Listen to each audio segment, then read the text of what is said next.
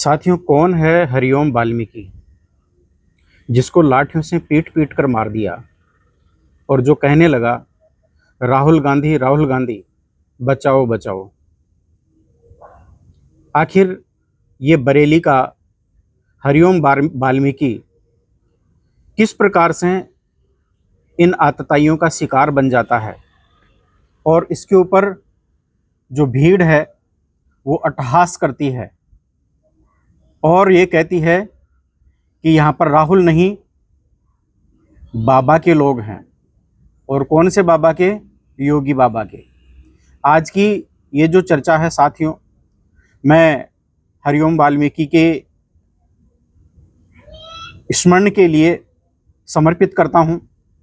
मैं समर्पित करता हूँ आज की इस चर्चा को, ताकि आप लोगों तक भी ये बात पहुँचे और आप भी जो है इसको ज़्यादा से ज़्यादा लोगों तक पहुँचाएं और ये जो गूंगी बहरी जो सरकार है, जो राज्यों में बैठी हुई है, जो केंद्र में बैठी हुई है, ये सुन सके। दलितों के ऊपर होने वाले अत्याचार और उत्पीड़न है उसके ऊपर अंकुश लग सके। एनसीआरबी के आंकड़े या जो डेटा है वो साफ साफ बता रहे हैं कि जब से ये सरकारें आई है उसके बाद में दलितों और महिलाओं के ऊपर अत्याचार है वो निरंतर बढ़ता जा रहा है।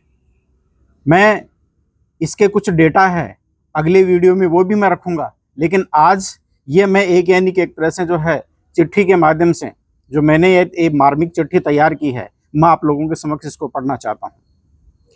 यह देश किस दिशा में जा रहा है, जहाँ न्याय की जगह नारे, इंसानियत की जगह नफरत और संविधान की जगह भीड़ हुक्म चलाती हो, जहाँ मरते हुए किसी की आखिरी चीखें सत्ता के गलियारे में गुम हो जाती है और फिर भी कहा जाता है सब अच्छा है, सब चंगासी।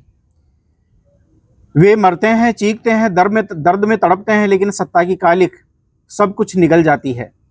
उत्तर प्रदेश के रायबरेली में हरिओम वाल्मीकि की हत्या ने एक बार फिर ये सवाल जिंदा कर दिया है कि क्या दलित होना इस देश में अब भी गुनाह है।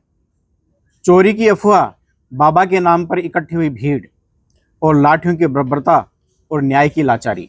हरिओम वाल्मीकि को नंगा करके खंबे से बांधा गया, पीटा गया, उसकी हड्डियां तोड़ी गई और जब उसकी आखिरी सांसें टूट रही थी तो उसके मुंह से निकला नाम था राहुल गांधी, राहुल गांधी।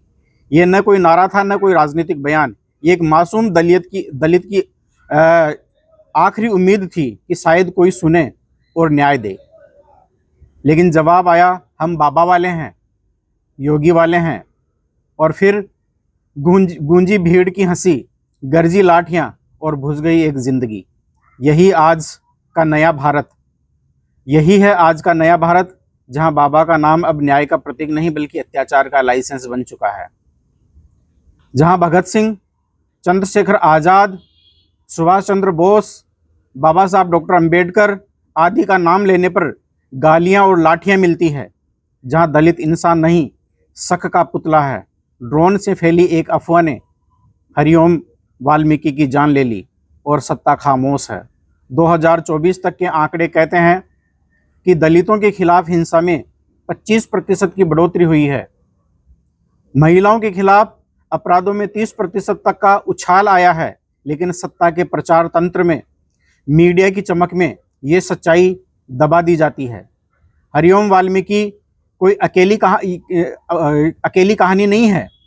यह वैभव, विपिन मौर्य, सहदेव पासी और न जाने ऐसे ही कितने ही अनगिनत दलित युवाओं की कड़ी कहानी है, जिन्हें इस सिस्टम ने या तो चुप करा दिया या फाइलों में दफन कर दिया। इसी कड़ी में जो मनीषा वाल्मीकि है उसका नाम भी लिया जा सकता है। यह वही प्रदेश है जहां कथित सख्त लॉ एंड ऑर्डर के बावजूद दलितों की जिंदगी सबसे सस्ती है। सत्ता का पाखंड देखिए, वे विकास की बात करेंगे, बुलडोजर की ताकत दिखाएंगे, लेकिन जब दलितों की चीखें निकलती है तो सत्ता के कानों में रुई ठूंस दी जाती है। वे मंदिर बनाएंगे, महोत्सव मनाएंगे, पर एक दलित युवक की लाश पर चुप्पी साध लेंगे। यही है बाबा का राज, जहां न्याय की जमीन पर डर बोया जाता है, संविधान की किताब को तिजोरी में बंद कर दिया जाता है और भीड़ को गवर्नर बना दिया जाता है। अब सवाल जनता से है।